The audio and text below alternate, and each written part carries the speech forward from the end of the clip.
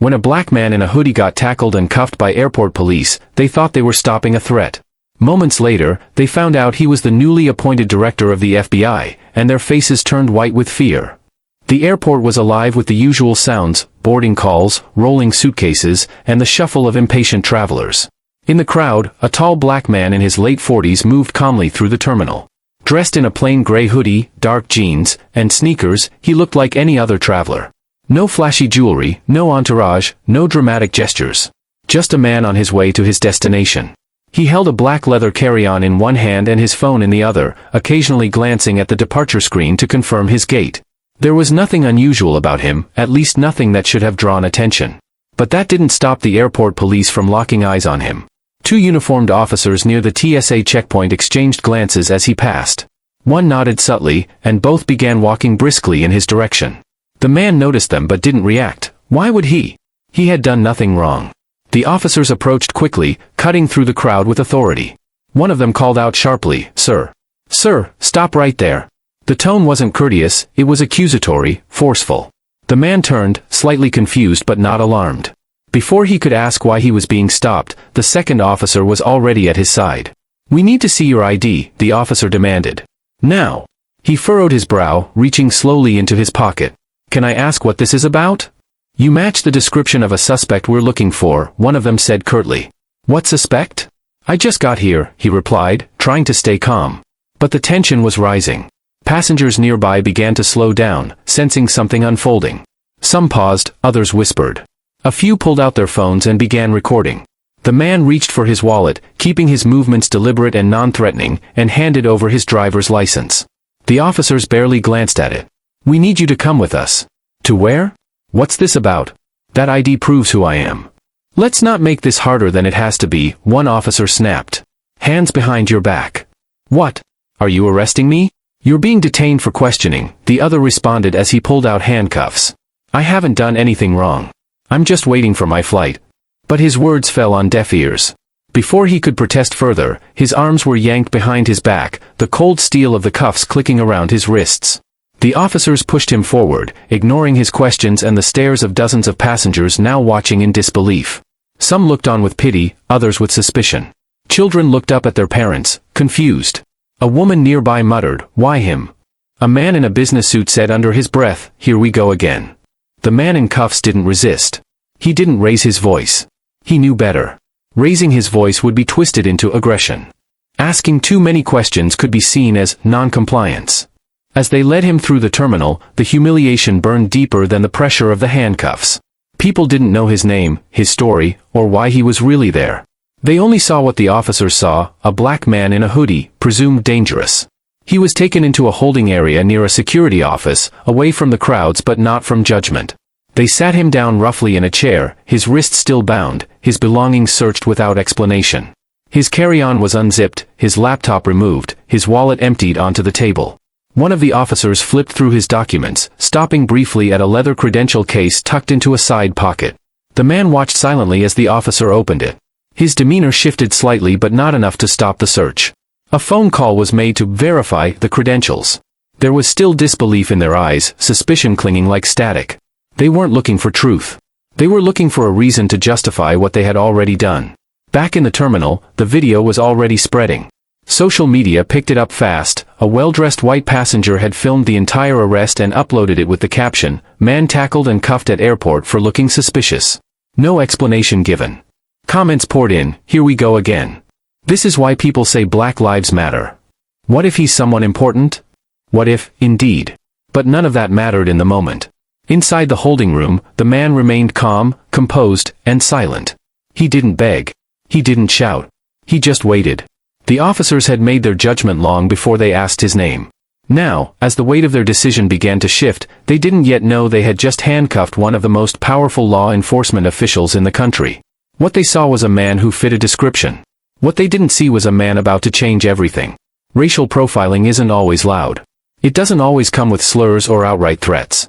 Often, it's quiet, calculated, and cloaked in official language, routine checks, standard procedure, or "you fit the description." These phrases are not meant to protect the public, they are shields, used to justify unjustifiable actions. For Black Americans, these experiences are all too common. They happen at traffic stops, in shopping malls, and as this story proves, even in the most secure federal spaces like an airport.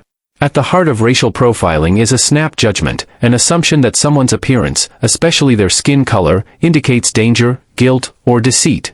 It doesn't matter how they speak, how they dress, or how calmly they behave. None of it can counter the force of a prejudiced mindset, especially when it comes from someone with a badge and a gun. That's what makes racial profiling so dangerous. It gives authority the false confidence to act without facts, and often, without consequence. In this particular situation, the officers didn't see an innocent traveler. They didn't see a professional man with federal credentials. What they saw was a black man in a hoodie, walking alone. Their reaction wasn't driven by facts or evidence but by the deeply ingrained stereotypes that have long plagued American society. Without asking questions or conducting even the most basic inquiry, they made a judgment based solely on appearance. And that judgment led to a violent and humiliating detention of someone who had done absolutely nothing wrong. The decision to detain this man didn't happen in a vacuum.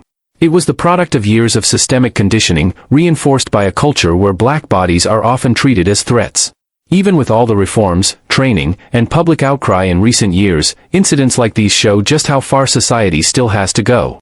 Because if even the director of a federal agency, a man who likely passed dozens of background checks, security clearances, and leadership screenings, can be mistaken for a criminal just because of his skin color, what hope does the average black man have? Racial profiling strips away individuality. It doesn't care about credentials, achievements, or character. It doesn't see fathers, sons, leaders, or public servants. It sees only risk. It responds with control. And it leaves lasting scars, not just physical, but emotional and psychological. Being wrongly accused, publicly embarrassed, and physically restrained for no valid reason creates a deep wound that doesn't heal easily. It's a reminder that, no matter how much you achieve, how far you rise, or how clean your record is, you're still not safe from someone else's bias. These moments also reveal the sharp contrast in how people of different races experience authority. While a white man in a suit might be questioned with caution or courtesy, a black man in casual clothes is often approached with suspicion and force. The double standard is clear. The presumption of guilt that hangs over black individuals in public spaces has nothing to do with behavior and everything to do with perception. And when that perception is weaponized by law enforcement, the consequences can be devastating. Another dangerous aspect of racial profiling is how it's often brushed aside once the mistake is discovered. Officers will say, "We were just doing our job," or "We acted on the information we had." But those excuses ring hollow when the information is nothing more than a skin tone and a vague suspicion. The damage is already done by the time the truth comes out. Apologies, if they come at all, don't erase the humiliation, the trauma, or the public degradation suffered in front of strangers. This isn't just about one man at an airport. It's about a pattern. It's about a system that continues to grant law enforcement the benefit of the doubt, while denying that same benefit to black individuals simply moving through public life. It's about the hundreds of similar stories that don't make the news, because the person cuffed wasn't a federal official, or because the cameras weren't rolling. The power imbalance in these moments is stark. When officers approach, they expect obedience. When they detain, they assume compliance. There is rarely room for conversation, explanation, or humanity. In their eyes, hesitation equals guilt, and protest equals resistance. And in too many cases, resistance becomes justification for force. But when the detained person turns out to be someone powerful, someone respected, only then does the gravity of the mistake sink in. That's when the backtracking begins. That's when the system tries to protect itself. Profiling doesn't just affect the person targeted, it sends a chilling message to every other black person watching: you are not safe, no matter your status. That message reverberates far beyond airport walls. It reinforces fear, limits freedom, and damages trust between communities and the institutions meant to protect them. Until that changes, racial profiling will continue to be one of the most corrosive and unjust practices embedded within modern policing. It is not about keeping people safe. It is about control. It is about fear. And it is about the false narratives we still tell ourselves about who belongs, who's suspicious, and who gets the benefit of the doubt. In situations fueled by prejudice, the truth often arrives too late, only after damage has been done, reputations bruised, and dignity stripped away. That's the nature of racial bias, it acts first and reflects later.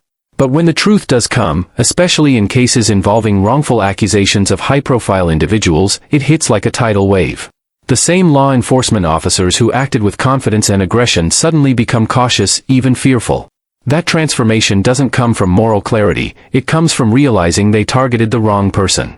The unraveling of assumptions often begins with a moment of doubt. In this case, that moment came when the officers discovered a government-issued identification card buried inside the detained man's belongings. What they thought was just another ID quickly stood out. It wasn't from a local agency or a standard civilian card. It bore the markings of a federal agency, embossed with authority and credibility.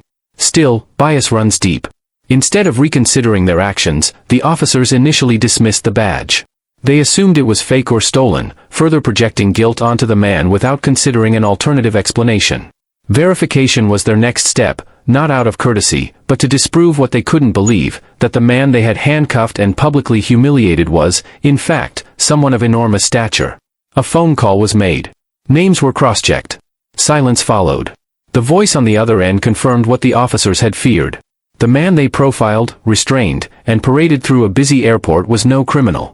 He was the newly appointed director of the Federal Bureau of Investigation. Their superior. This revelation wasn't just a personal embarrassment, it was a complete breakdown of their credibility.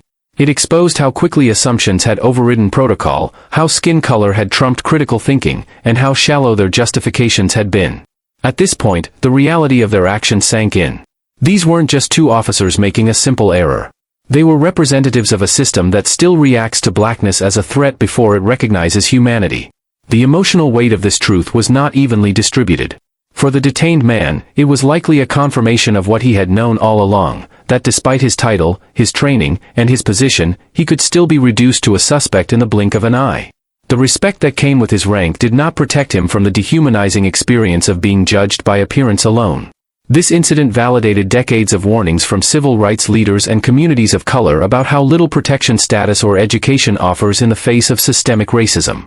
For the officers involved, the truth shattered the illusion of authority without accountability.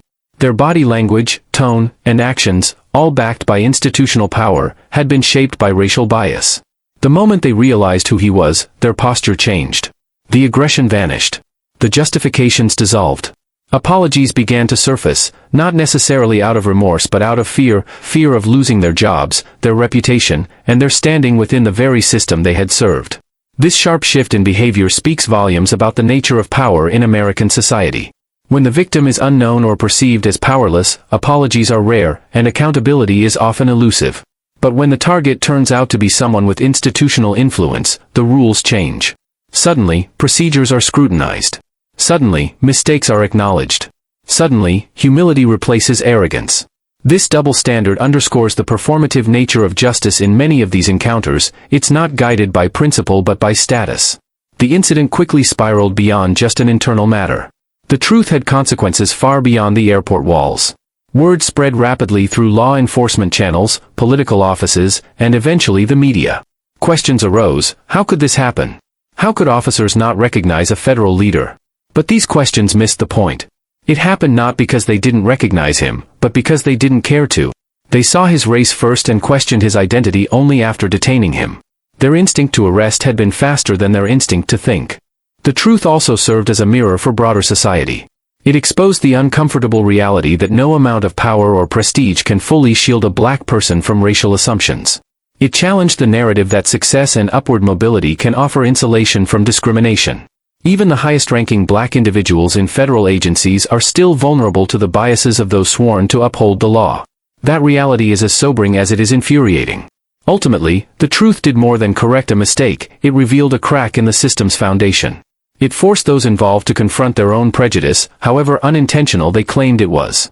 It made clear that the issue wasn't one of mistaken identity, but of automatic criminalization based on race. That's what made the moment so powerful, and so damning. The fallout from the truth wasn't just personal, it was institutional.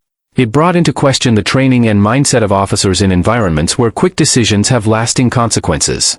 It reignited debates about racial bias in policing. And most importantly, it reminded the public that no one is truly immune, not even those at the top. The truth may have unfolded late, but when it did, it forced a reckoning that couldn't be ignored. Once the truth was out and the identity of the man the officers had wrongly arrested was confirmed, the atmosphere shifted dramatically. The arrogance, certainty, and suspicion that had defined their earlier actions were replaced by something else entirely: panic, regret, and a frantic desire to undo what had already been done. This is often how institutions behave when their mistakes are exposed, especially when the mistake involves harming someone with power. It's not driven by genuine remorse but by self-preservation. The officers didn't waste time trying to rationalize what had happened. Suddenly, they became deferential, respectful, and overly accommodating. Their tone softened. Their posture changed. Words like, "Sir," "Please," and "We didn't know" were repeated in quick succession. This wasn't about accountability, it was about damage control. Because they hadn't just made a mistake, they had embarrassed the department, exposed a systemic failure, and humiliated a federal leader whose influence reached far beyond the airport terminal. This frantic shift in behavior is not unusual in cases of racial profiling. It's a well-documented pattern. When officers believe they're dealing with someone they can intimidate, they behave with unchecked authority. But when that authority is challenged, especially by someone with greater institutional power, they begin to backtrack. The goal isn't to fix the harm, it's to avoid consequences. It's to rewrite the story in real time, to downplay what happened, and to plead ignorance rather than admit to bias. Internal affairs departments often see this behavior during investigations, sudden amnesia, revised reports, and conveniently missing footage. But in high-profile incidents like this, where the target is not only innocent but deeply connected, those tactics fail to hold up. Apologies begin to appear, but they are often vague and impersonal. "We regret the confusion," they might say. Or, "Our officers were acting on incomplete information." These are not apologies, they are legal strategies designed to avoid lawsuits and public backlash. The damage control didn't stop with the officers. Their superiors, once alerted to the situation, moved swiftly to contain the fallout. Public relations teams were activated. Internal memos were drafted. The goal was to prevent the incident from reaching the media, or at the very least, to control the narrative before it did. But in the age of smartphones and social media, controlling the story is nearly impossible. Passers-by had seen everything. Some had filmed it. The footage, once uploaded, began to circulate quickly. And with it, the public reaction began to build. The internet has become a powerful tool in exposing racial injustice. It doesn't wait for official statements or carefully crafted press releases. It shows the raw, unfiltered truth, and the public is often quicker to respond than institutions. Once the video began to go viral, the backlash was swift. Civil rights organizations condemned the profiling. Former law enforcement leaders expressed shock. Community leaders demanded answers. And the FBI, now forced to publicly acknowledge the event, issued a statement confirming the incident and promising a thorough investigation. For the department involved, the situation had now escalated beyond a single event, it had become a national embarrassment. Local officials scrambled to distance themselves. Some blamed a lapse in judgment. Others hinted at procedural errors. But what none of them initially did was admit that racism had played a role. That word, racism, is still avoided in official language, even when it is the undeniable root of the problem. Instead, euphemisms like implicit bias or training issues are used to soften the reality. What this case highlighted is how institutions respond differently based on who the victim is. Had this been an everyday citizen, the incident may never have been acknowledged. There would be no apology, no viral video, and no press coverage. The officers might have walked away unchallenged. The victim would have been left with trauma and no recourse. But when the person targeted is a prominent black leader with federal credentials, the script changes. Suddenly, accountability becomes a priority, not because the system cares, but because it has no choice. This reactive culture is one of the most frustrating aspects of modern policing. It waits for exposure before it acts. It denies until it's caught. And when it's finally forced to acknowledge wrongdoing, it does so in the most sterile, calculated way possible. Officers are not always fired. Investigations are often quietly dropped. And policies are only updated when the pressure becomes unbearable. In the meantime, the damage to public trust deepens. The case also exposed the fragility of the "few bad apples" argument. When two officers can profile, detain, and attempt to discredit a federal official without hesitation, it suggests a broader cultural issue. It speaks to an environment where such actions feel normal, even justified, until they aren't. That isn't about individual misconduct. It's about a system that enables, excuses, and then scrambles to cover up discriminatory behavior. As the department faced mounting pressure, promises were made about new training, independent reviews, and community engagement. These pledges, though important, rang hollow for many who had seen similar promises made and forgotten in the past. The pattern was familiar: outrage, apology, pledge, and silence. Without real accountability, policy changes are often cosmetic. True reform requires more than words. It requires consequences, transparency, and a willingness to confront the ugly truths about race and power in law enforcement. Ultimately, the backpedaling that followed the incident served only to confirm what many already knew, that the system is quick to protect itself and slow to admit when it's wrong. The officers' sudden humility, their desperate attempts to apologize, and the department's rush to manage public perception were not acts of justice. They were acts of survival, born from the fear of facing the very consequences they so often inflict on others. Once the video of the wrongful arrest spread online, public reaction ignited like a wildfire. Social media platforms erupted with anger, disbelief, and sorrow. Millions watched the footage, horrified by how easily two police officers had escalated an encounter into a humiliating arrest, all because the man was black. That he turned out to be the director of the FBI only deepened the shock. The incident didn't just spark outrage, it lit a fuse under long-standing frustrations with systemic racism in law enforcement. For many black Americans, this wasn't just another headline. It was confirmation of a terrifying truth they already lived with, that no amount of success, professionalism, or prestige can fully shield them from racial profiling. It shattered the illusion that respectability or authority can protect black people from being seen as a threat. If someone who leads the FBI can be treated this way in broad daylight, what hope is there for the everyday person? Protests quickly emerged in major cities, organized by civil rights groups and local activists who saw the incident not as an isolated event, but as part of a larger pattern. People marched holding signs that read, "He's the FBI director, and still not safe, black skin is not probable cause, and power means nothing without justice." The movement wasn't just about one man's mistreatment. It was about the thousands of others whose names never make the news, who face discrimination and brutality without cameras present or the public watching. Media outlets ran story after story analyzing the incident, dissecting every second of the video. Legal experts pointed out how no legitimate procedures had been followed. Community leaders discussed how racial bias continues to infect police culture. Former law enforcement officers condemned the arrest, calling it a national embarrassment. Even political figures who typically remain silent on police misconduct were forced to comment, recognizing that the issue had crossed a line that couldn't be ignored. At the heart of the outrage was a fundamental question: if the highest-ranking black official in one of America's most powerful agencies isn't safe from racial profiling, who is? That question echoed through television debates, newspaper editorials, and social media threads. It became a rallying cry for change, not just reform in policy, but a transformation in mindset.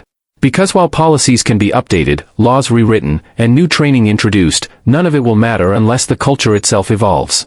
As outrage grew, so did demands for accountability. People didn't want just an apology. They wanted justice. They wanted consequences. Calls intensified for the officers involved to be fired, not reassigned or suspended with pay. Civil rights attorneys announced intentions to pursue legal action. Petitions demanding sweeping federal investigations into racial bias in law enforcement gained hundreds of thousands of signatures. For once, it felt like public opinion had reached a tipping point. The incident also led to renewed conversations about representation and power. Many questioned whether the FBI director's position within the government would be enough to drive lasting change. Would he use his authority to push for national reform? Would he speak openly about what had happened and confront the racism he experienced? Or would he be pressured to stay silent to protect the image of law enforcement? The nation watched closely, hoping that his voice would become a catalyst, not just a cautionary tale. Celebrities, athletes, and public intellectuals weighed in, drawing connections between this event and countless others that had come before. Some shared personal stories of being racially profiled. Others expressed exhaustion, frustration, and disbelief that these incidents continued to happen regardless of status or success. The shared emotional response transcended class, wealth, and fame, because for Black Americans, the underlying fear was the same. Institutions began responding, not always out of conviction, but out of necessity. Police departments in other cities initiated emergency reviews of their own protocols. Some released diversity training updates, while others issued statements pledging renewed commitment to fair treatment. Yet many communities met these responses with skepticism. They had seen these promises before, usually right after a scandal and just before the attention faded. They knew that change without enforcement was just rhetoric. In academic spaces, educators and researchers used the moment to highlight the ongoing reality of institutional racism. Seminars, panel discussions, and campus forums were organized across the country. Students demanded curriculum changes to better reflect systemic injustice in American history. The case was being discussed not just in homes and streets, but in classrooms and boardrooms. Amid the anger, a deeper sadness took root. Sadness that even in positions of immense power, Black Americans still face the same humiliations and assumptions. Sadness that the country still struggles to accept Black authority without suspicion. Sadness that even in 2025, racial bias can undo dignity in an instant. The wrongful arrest of the FBI director became more than just a viral moment. It became a national reckoning. It forced people to confront uncomfortable truths about how race continues to shape perceptions, decisions, and consequences in everyday life. It turned a private act of injustice into a public call for accountability. And it reminded the nation that while titles can be stripped away, dignity should never be, and yet, far too often, it is. The fallout from the incident did more than tarnish the reputation of a single police department. It exposed deep cracks in a system already under heavy scrutiny. The arrest of the FBI director became a national test case, raising pressing questions about how embedded racism continues to shape the structure, priorities, and practices of American law enforcement. In the days that followed, civil rights organizations, legal scholars, and government watchdogs began to dig deeper, looking not only at the officers involved but at the institutional ecosystem that enabled their actions. At the core of the public conversation was the concept of systemic failure. This was not a case of two rogue officers acting out of character. Rather, it was emblematic of a law enforcement culture that has for decades normalized racial profiling, discretionary overreach, and the automatic criminalization of Black bodies. The officers didn't stop the FBI director because they suspected a crime. They stopped him because they saw a Black man in a place where they thought he didn't belong. That bias wasn't personal, it was structural. This raised a more uncomfortable truth for many Americans, that the system isn't broken because it fails to prevent racism, but because it was never designed to. Policing in the United States has roots in slave patrols and racial control. That legacy persists in practices, policies, and attitudes still seen today. Disproportionate traffic stops, use of force against Black suspects, surveillance of communities of color, all are symptoms of a system functioning exactly as it was built to, not one that has simply lost its way. As government agencies launched internal reviews and oversight committees convened hearings, advocates emphasized the need to go beyond surface-level reforms. They warned that body cameras, training sessions, and public statements would not be enough. The problem wasn't merely ignorance or poor decision-making. It was the normalization of racial suspicion as a policing tool. And until that fundamental logic changed, similar incidents would continue to occur, whether they were captured on video or not.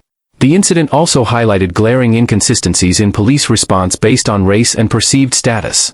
In the same airport where the FBI director was profiled, dozens of white travelers had passed through security unnoticed. None were asked to show proof of identity without cause. None were tackled or restrained. This double standard wasn't new, but it was now documented in the most undeniable terms, and it became a point of reference in broader discussions about racial equity in law enforcement. Legal experts began revisiting the constitutionality of stop-and-question practices, especially in airports and other high-security zones. The Fourth Amendment guarantees protection against unreasonable searches and seizures, but exceptions are often made in the name of security.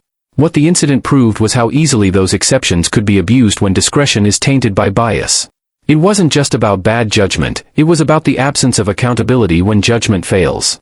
Across the country, public defenders and civil rights attorneys used the case to spotlight how often racial profiling goes unchallenged. They pointed to data showing that Black Americans are disproportionately stopped, searched, and arrested despite being no more likely to commit crimes than their white counterparts. The FBI director's arrest wasn't an anomaly, it was an unusually high-profile version of what happens every day to people without power or platforms to fight back. Inside the FBI, the event sparked an internal reckoning as well. If even the agency's own director could be subjected to racism in uniform, what did that say about the agency's responsibility to confront these issues more aggressively? It prompted renewed discussions about diversity, not just in hiring but in leadership, policy development, and community engagement. There was a recognition that silence on racial injustice, even within federal institutions, was complicity. Meanwhile, faith leaders, educators, and grassroots organizers worked to turn the public's outrage into momentum for structural change. In sermons, classrooms, and town halls, they used the incident to educate communities on their rights, on the history of policing, and on the need for sustained civic pressure. People were urged not to let this moment fade into the next news cycle. Because while the nation was rightfully appalled by what had happened, outrage alone had never been enough to force real reform.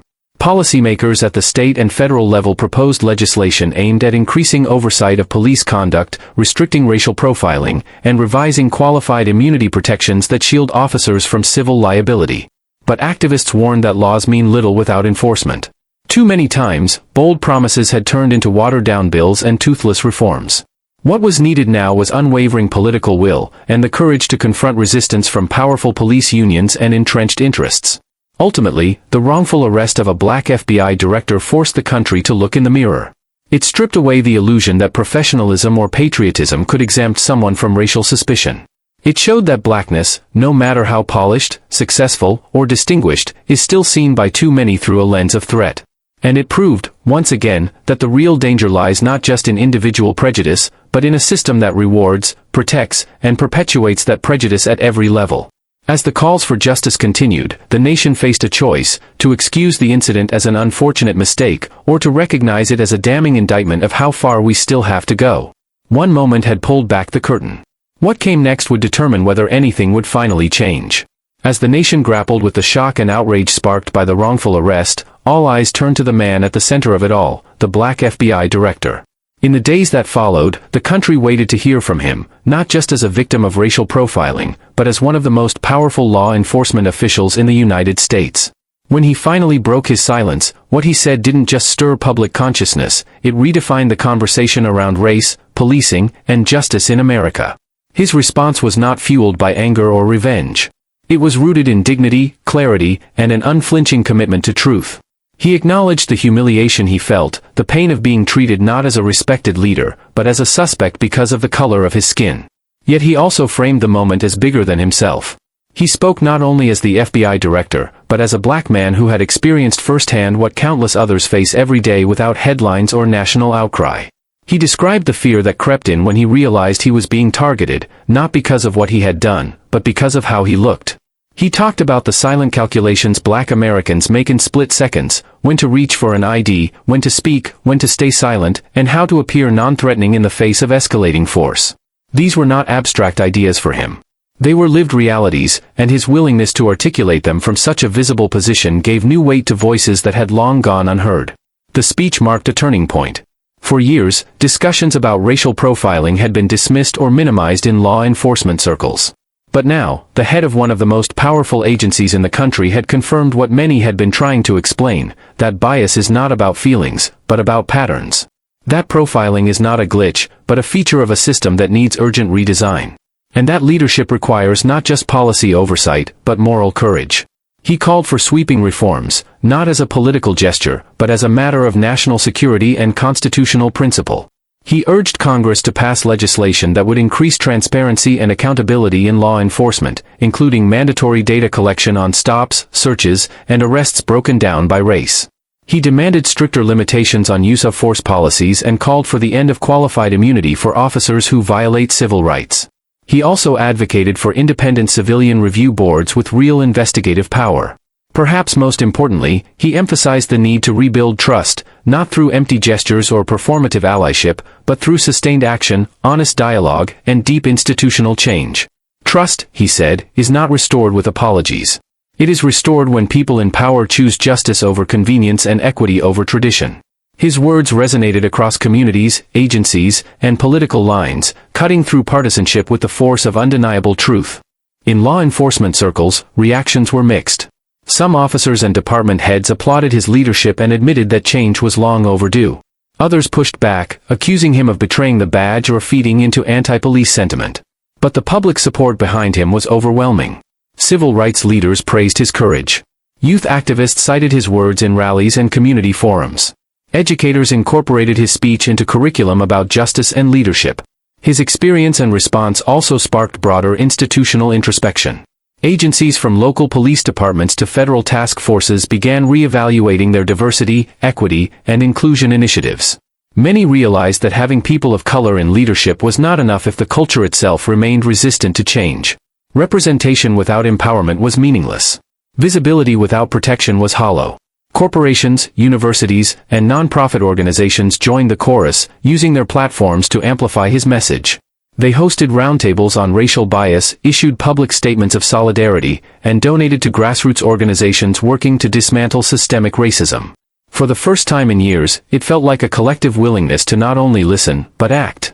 The director's speech also had international repercussions. Media outlets around the world reported on the incident, framing it as a sobering reminder of America's ongoing struggle with race and equality. Human rights organizations cited the event in reports about policing standards. In a world watching America's every move, the incident became both a warning and a lesson. In the end, his voice didn't just add to the conversation, it elevated it. He humanized the issue in a way that data and statistics never could. He gave language to experiences that are often dismissed or downplayed. And most powerfully, he turned a moment of personal injustice into a platform for national transformation. His message was clear: titles do not shield you from prejudice. Uniforms do not guarantee respect. But truth, spoken with courage and conviction, can cut through ignorance like light through darkness. The incident that was meant to degrade him instead empowered a movement. And while the road to justice remained long, his leadership ensured that the journey would no longer be ignored. And so, what began as a moment of humiliation became a defining chapter in the fight for justice. A black man, wrongly arrested at the height of his power, used that moment not to seek revenge, but to spark change. His calm dignity, his courage to speak truth, and his refusal to let racism define him became a rallying cry for millions. This wasn't just about one man. It was about a system that needed to be held accountable.